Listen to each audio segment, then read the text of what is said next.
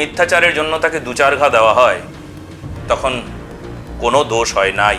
তবে সেই পেটিস বিক্রেতার সেই পেটিস থেকে যখন মাংস বেরিয়ে গেল, পেটিসের মধ্যে আমিষ মাংস, পেটিস বিক্রেতা সম্পূর্ণভাবে অপরাধ করেছেন। তাকে যদি কান ধরে উঠবোস করানো হয় তাহলে কোনো ভুল ছিল না। সনাতন ধর্মের ভাবাবেগে যে আঘাত আনা হয়েছে তা পরিষ্কারভাবে সেখানে প্রমাণ দেয়।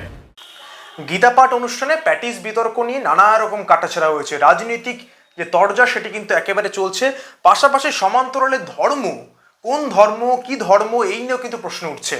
আমাদের সঙ্গে রয়েছেন একেবারে হিরণময় প্রভু।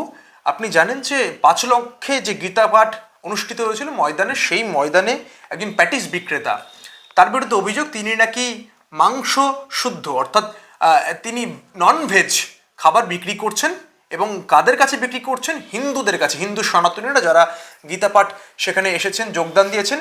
নিয়ম যেটা যে উপোস থাকতে হয়, ননভেজ খেতে হয়, ভেজ আহার করতে হয়, নিরামিষাশী হতে হয়, তিনি ননভেজ খাবার বিক্রি করছে। এটা কতটা অপরাধ? এটা কি সুকৌশলে কি হিন্দু ধর্মকে অপমান করা হচ্ছে নাকি? যে পেটিস বিক্রেতা, তাকে যখন বলা হলো এটা কি নিরামিষ, বলে হ্যাঁ নিরামিষ, আমি নিজে হাতে বানাই, আমি বলবো কেন, আমি অন্য কথা বলবো না, এটা নিরামিষ।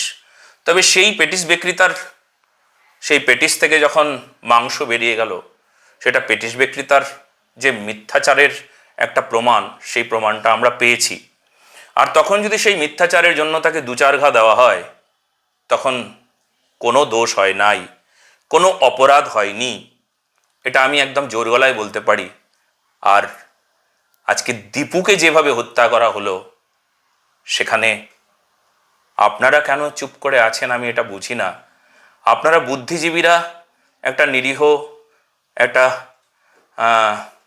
একটা বিক্রেতা, সাধারণ একজন মানুষ পেটিস বিক্রি করে খায়, তার পাশে আপনারা কত সিম্পিতি দেখালেন, কত চর্চা করলেন, কিন্তু এখানে দীপুর ক্ষেত্রে আপনাদের সেই সিম্পেথিটা কোথায় আমি জানি না।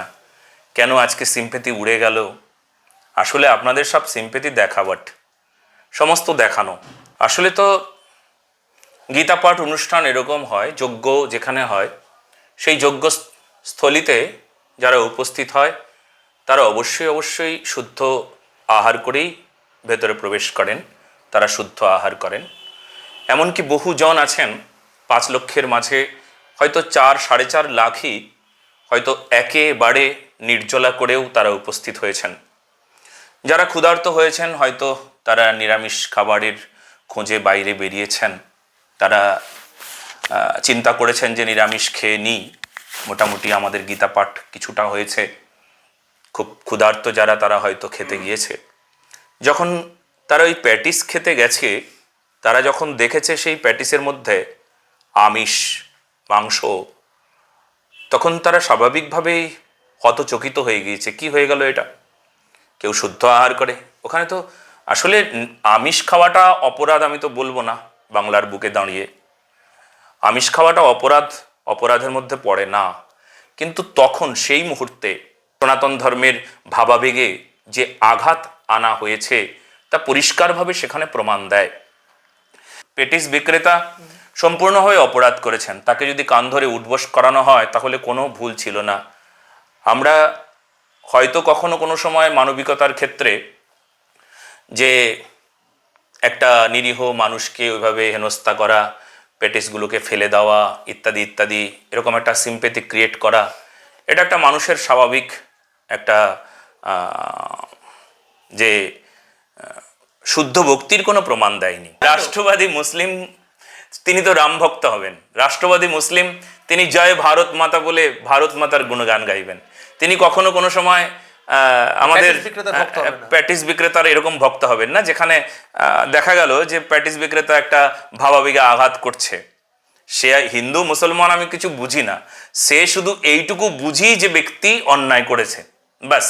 যখন কেউ অন্যায় করে তবে সেই অন্যায়টাকে দেখবার পর আমরা যারা, তারা মেরে ধরে তাকে ওই দীপুর মতন তাকে হত্যা করবার প্রচেষ্টাও করা হয় নাই, কারণ আমরা সনাতনী।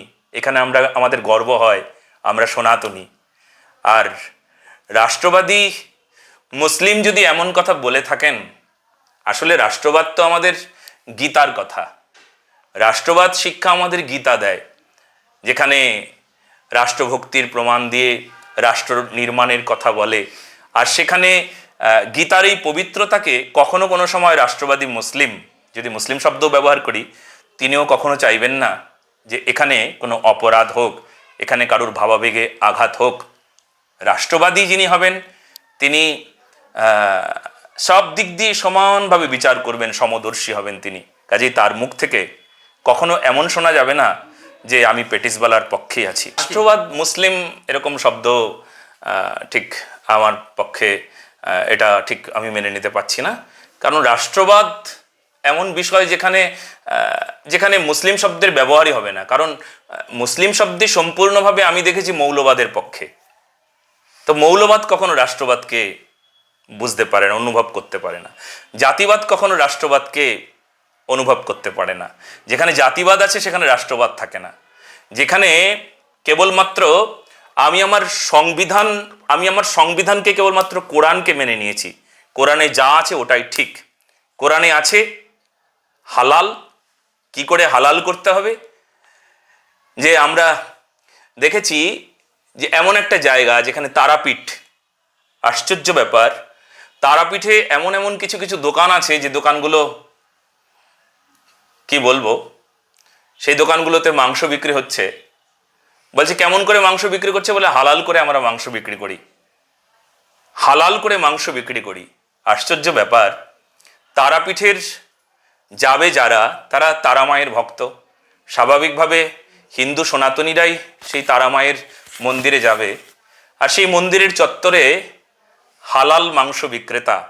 ভাবুন এবার, তাহলে যারা হালাল করে সব কিছুকেই, যারা মূত্র জেহাদিতে বিশ্বাসী, যারা যারা লাভ জেহাদিকে বিশ্বাসী, যারা ল্যান্ড জেহাদিতে বিশ্বাসী, তারা আবার রাষ্ট্রবাদ শব্দটি তাদের যদি থাকে, পাশে মুসলিম শব্দ থাকবে না।